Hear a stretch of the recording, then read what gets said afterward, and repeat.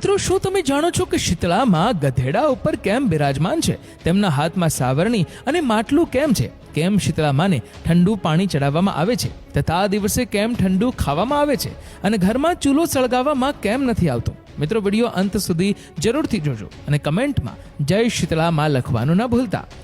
એકવાર જગદંબા શીતળા માતાએ વિચાર્યું કે ચાલો આજે જઈને જોઈએ કે ધરતી પર મારી પૂજા કોણ કરે છે, કોણ મને માને છે.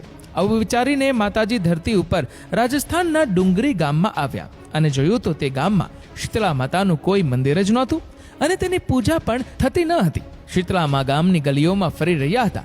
એવામાં જ એક મકાન ઉપરથી કોઈએ ભાતનું ઉકળેલું પાણી નીચે ફેંક્યું. આ ઉકળેલું પાણી શીતળામાની ઉપર પડ્યું, જેના કારણે શીતળામાના શરીરમાં છાલા અને ફોલ્લા પડી ગયા.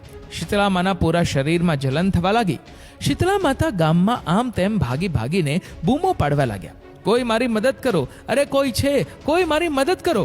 પરંતુ તે ગામમાં કોઈએ શીતળા માતાની મદદ ન કરી. ત્યાં પોતાની ઘરની બહાર એક કુંભારણ બેઠી હતી. તે કુંભારણે જોયું, અરે આ વૃદ્ધ માડી તો બહુ જ દાજી ગયા છે. તેમના પૂરા શરીરમાં લાય લાગી છે તથા તેમના શરીરમાં છાલા અને ફોલ્લા પડી ગયા છે. ત્યારે તે કુંભારણે કહ્યું, માં, તમે અહીંયા આવીને બેસી જાઓ, હું તમારા શરીર ઉપર ઠંડુ પાણી નાખું છું.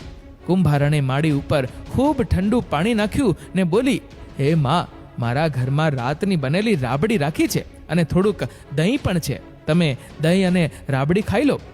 જ્યારે વૃદ્ધ માડીએ ઠંડી લોટની બનેલી રાબડી અને દહીં ખાધું ત્યારે તેમના શરીરમાં ઠંડક થઈ.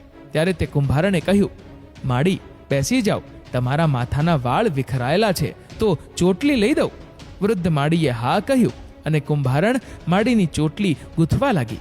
અચાનક કુંભારણની નજર એ માડીના માથાની પાછળ પડી તો તેણે જોયું કે એક આંખ વાળની અંદર છુપાયેલી છે. આ જોઈને કુંભારણ ગભરાઈને ભાગવા લાગી.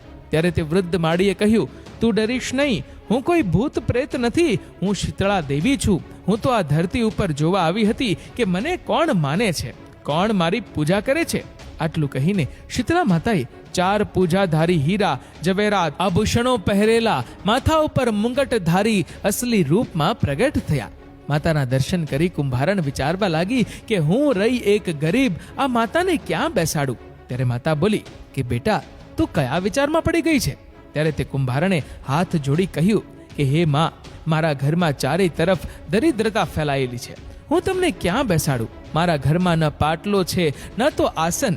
ત્યારે શીતળા માતા પ્રસન્ન થઈ. તે કુંભારણના ઘરે ઉભેલા ગધેડા ઉપર બેસીને એક હાથમાં ઝાડુ અને બીજા હાથમાં માટલું લઈને એ કુંભારણના ઘરની ગરીબીને વાળીને